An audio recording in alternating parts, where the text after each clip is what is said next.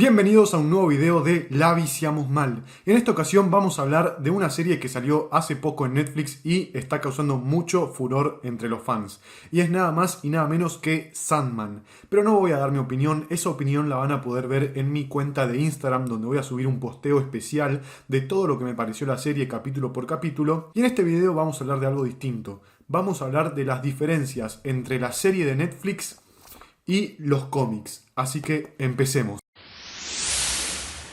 Antes de empezar, cabe aclarar que la serie de Netflix adaptó los primeros 2 tomos que tenemos nosotros acá en Argentina, que se llaman Preludios y Nocturnos y La Casa de Muñecas.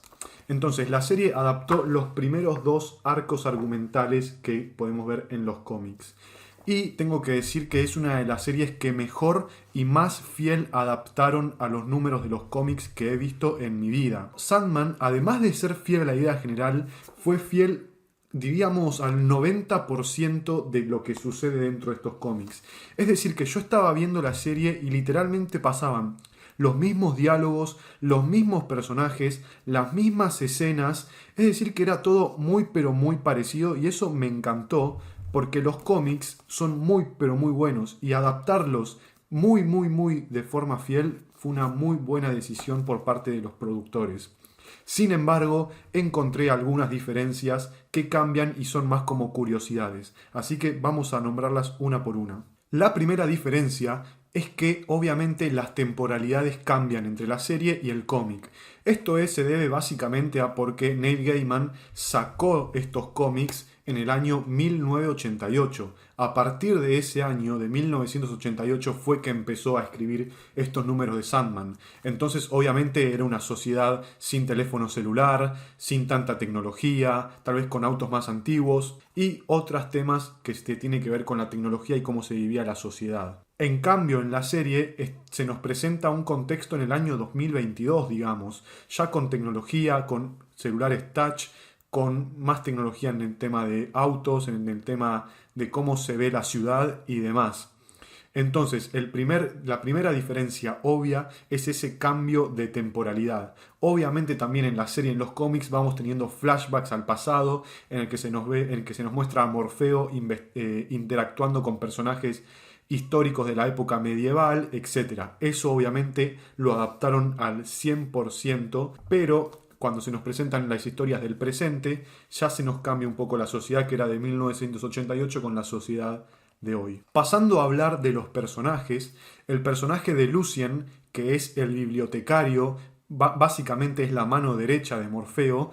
En los cómics es un hombre muy pero muy alto, muy delgado, con barba y bueno, es hombre. En la versión de Netflix, Lucien es una mujer afroamericana, un poco más petiza, pero lo que me gustó mucho de la actriz es que pudo enfocarse muy bien en el modo de ser de Lucien, que es una persona que es muy pensativa, que piensa todo antes de tomar decisiones y también muy pero muy lógica y además muy fiel a Morfeo. Entonces Lucien cambia de género, pero sigue siendo muy fiel al personaje de todos modos. Hablando también de un cambio de género muy pero muy importante, es que en el primer episodio se nos presenta a Johanna Constantine, es decir, esta es la versión femenina que vemos de John Constantine, porque en los cómics aparece John Constantine y es hombre, el John Constantine que todos conocemos, y Johanna Constantine en los cómics es el antecesor de John Constantine, que el antecesor que vemos también en la serie, en la época medieval, en el episodio en el que se encuentra con el hombre que nunca muere. Y ahí los descubre y sucede algo, tienen unos diálogos. Bueno, esa Johanna Constantine del pasado también aparece en los cómics. Pero en la serie, además de estar en el pasado, también parece que la del presente, también llamada Johanna Constantine, pero es otra persona que es la sucesora de la familia. En los cómics en realidad es John Constantine. Pero ambos tienen cosas muy parecidas. Por ejemplo, como pasaba con Lucien, la actriz que hace de Johanna Constantine en la serie sabe interpretar muy bien y parece que leyó muy bien los cómics para saber cómo era la personalidad de este John Constantine. Y la verdad es que a mí me gustó mucho. Al principio debo admitir que no me gustó mucho el cambio, pero una vez que empezó a desplazarse la actriz en la serie, pude notar esa esencia de John Constantine en la actriz. Así que eso me gustó mucho a pesar de que hayan cambiado de género al personaje. Siguiendo hablando de los personajes, vamos a hablar del Corintio, que es el villano principal de la serie y el villano principal en el arco número 2, Casa de Muñecas. Lo que me gustó de la serie es que a Corintio se nos presenta ya en el primer episodio, cosa que en los cómics no pasa. ¿Por qué me parece que sucede esto? Porque en la serie, obviamente, desde un principio tenés que presentar a un villano principal, digamos, un villano que va a estar apareciendo a lo largo de los capítulos hasta llegar a un clímax al final. Obviamente, los cómics, al dividirse en arcos, pueden darse el lujo de presentar un villano al principio del arco y darle un final al final del arco, para luego presentar a otro villano al principio de este arco y al final de este mismo arco. ¿Qué pasa? En la serie, obviamente, al juntar estos dos cómics, necesitaban presentar a un villano al principio de la serie y al final de la serie, y no dos villanos diferentes. Entonces, se nos presentó al Corintio como personaje, como el villano principal al principio, se lo mostró los primeros 5 capítulos, tal vez de manera muy pero muy breve, y ya al principio de la segunda mitad de la serie se nos fue presentando cada vez más hasta llegar al clímax que todos conocemos. Obviamente en la serie se nos presenta también a Lucifer, pero yo creo que optaron a utilizarlo como en esta primera temporada como un villano secundario, y obviamente en la segunda temporada lo van a utilizar como villano principal. Entonces, siguiendo hablando de Corintio, la primera diferencia que encontré fue que se nos presenta al principio de la serie por todo esto que expliqué, pero lo que me gustó mucho es que en la serie ya se nos va presentando toda la psicología de ese personaje, por qué hace lo que hace, por qué le tiene miedo a Morfeo y demás. Ahora, como mencioné a Lucifer, también encontré una diferencia. Cuando Morfeo viaja en los cómics al inframundo a recuperar su yelmo, obviamente interactúa con Lucifer, obviamente interactúa con los otros demonios, y eso me encantó, fue muy fiel representado al igual en la serie como en los cómics. Es decir, que la serie representó muy bien los cómics en esa parte, pero hay una pequeña diferencia que también para mí tiene explicación.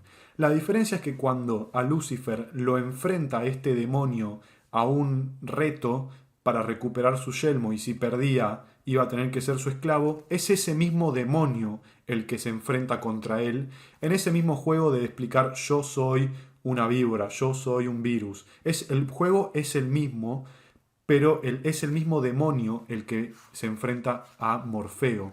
¿Qué pasa en la serie? Yo creo que para darle mayor protagonismo al personaje de Lucifer, decidieron darle ese cambio. ¿Por qué? Porque en los cómics Lucifer hace como si fuera el jurado. En cambio, en la serie, para darle más protagonismo al personaje y aprovecharlo más, tuvo cierta lógica de que sea Lucifer el mismo que sea el que se enfrente a Morfeo. Y eso para mí le dio incluso más epicidad a la serie. Siguiendo hablando de personajes, el cuervo Matthew en la serie también tiene más protagonismo. Es decir, que en los cómics aparece como un personaje sin más, como digamos el sidekick no tan importante de Morfeo, que siempre va a estar ahí acompañando para hacer, digamos, un comic relief. Es decir, va a ser la herramienta cómica que usa Neil Gaiman en los cómics para los momentos de tensión y bajarnos un poco más a la realidad. En cambio, en Netflix ya le dieron más protagonismo como un personaje con más historia, digamos que es un personaje que quiere buscar el afecto de Morfeo, que Morfeo lo vea como un par, como de confianza, y va a hacer todo lo posible para que Morfeo lo vea como un verdadero compañero. Pasando ya más que nada al segundo arco, se nos presenta que se escaparon diferentes demonios al mundo de los humanos. Este demonio que se escapa en la serie es una pesadilla que lo encarna una actriz mujer, en el cual ella todo el tiempo quiso ser un sueño. En los cómics en realidad cambia mucho esto. En estos son dos demonios, todos deformes, digamos, que lo único que querían hacer era hacer travesuras, hacer de las suyas y cagarse en todos los humanos. No tenían una lógica más que eso, no tenían algo que los llevara a hacer más que hacer cagadas. En cambio, en la serie sí se nos presenta una misión en esa pesadilla, la misión de ser un sueño, de escaparse de lo que estaba inscripto en ella, de lo que estaba grabado, de su destino. Ella quería otro destino para ella y por eso se escapa. Y cuando la capturan, le hace saber a Morfeo su porqué, y ahí lo convence a Morfeo para que la transformen en un sueño. creándose un arco de redención. Esto me gustó mucho en la serie y debo admitir que me gustaría que en los cómics hubiera sido así, porque en la serie le agregaron esa herramienta de redención de personaje que tal vez su destino ya estaba sellado como una historia secundaria y la verdad es que le agrega muchísimo a la serie. Así que eso es un plus para la serie. Siguiendo con diferencias de personajes, el hermanito de Rose Walker que aparece en la segunda parte de la temporada es en sus sueños Sandman, es decir, él se viste, tiene su trajecito de superhéroe, de Sandman y demás. En los cómics esto cambia completamente, porque Sandman es un hombre que aparece dentro de los sueños del hermanito de Rose Walker, y que en realidad yo investigando descubrí que es el Sandman antes de que Neil Gaiman le dé un giro a todas estas historias. Es decir, que antes de Morfeo existía un Sandman que era el nombre de un héroe, hasta que Neil Gaiman agarró estos cómics y les dio un cambio radical a los personajes, cambiándolos por completo, dándonos a un Sandman dios, dejando de lado al Sandman humano. Y este es el Sandman humano que vuelve a aparecer. ¿Por qué lo cambiaron? Yo creo que primero para darle más importancia al pibito y además porque leyendo todo esto yo dije que hay un Sandman hombre, hay un Sandman que existía antes y todo esto me mezcló y tuve que empezar a investigar. Ahora, imagínense si se causaba eso mismo en las series. Toda la audiencia iba a estar confundida, no iba a saber qué pasaba, si hay un Sandman acá, porque hay otro acá y un hombre, quién es este hombre, bla bla bla. Entonces la hicieron más simple, que el pibito, en vez de ser el ayudante de este Sandman, que sea él mismo Sandman y se ponga su traje y demás. Ahora también hubieron cambios en eso. ¿Por qué? Porque además de en los cómics, además de del hermanito de Rose Walker y el Sandman hombre, estaba Lita Hall, que en la serie Lita Hall es como la madrastra de Rose Walker, acá en realidad es la esposa de ese Sandman hombre. Y ahí es cuando ellos tienen un hijo y ahí es cuando en realidad todo un sueño y se lo arrebatan. En los cómics es así e incluso es más trágico. En la serie, Lita Hall es la madrastra, digamos, de Rose Walker, es la que la ayuda a toda esta investigación y además se le presentan a un marido que falleció hace unos meses atrás. Y es ahí cuando ella empieza a soñar y ver que el marido en realidad en sus sueños está vivo y ahí es cuando la embarazan y demás y ahí tienen un hijo concebido en los sueños. Eso es todo igual, lo que cambia es eso, de que en la serie Lita Hall en realidad no está en el sueño del pibito, sino que es la que la ayuda a Rose Walker y el marido también es un agregado de la serie, porque en los cómics el marido es Sandman que también está metido en los sueños del hermanito de Rose Walker. Entonces, en conclusión, Sandman, la serie, es muy pero muy fiel a lo que leemos en los cómics, ya sea en el arco de Preludios y Nocturnos y La Casa de Muñecas. Yo creo que es un 90% fiel, es muy pero muy fiel. Así que hasta acá llega el video de las diferencias entre la serie y el cómic. Atentos a mi Instagram que voy a estar sacando en estos momentos una reseña de lo que me pareció la serie. Así que síganme en Instagram, síganme en Twitter y por favor denle like al video y suscríbanse. Y nos vemos en un próximo video de La Viciamos Mal. Nos vemos.